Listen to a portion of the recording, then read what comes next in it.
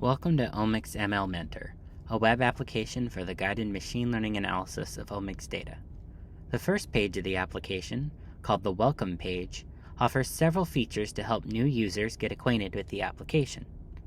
Try the Launch Introduction tutorial for a step-by-step tutorial of how to use Omics ML Mentor. Click the Data Requirements button to see what types of omics data are supported within Omics ML Mentor.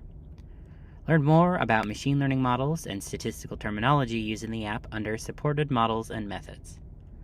Finally, select your preferred user experience. Select Beginner Mode if you would like helpful pop-ups, minimal decisions when fitting models, and an overall guided experience.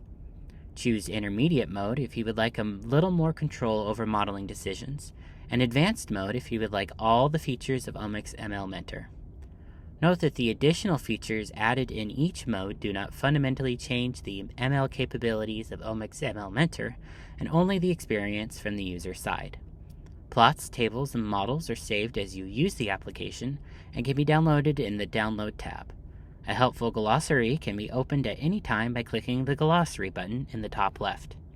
Now that we have these specifications decided, let's upload data into Omics ML Mentor.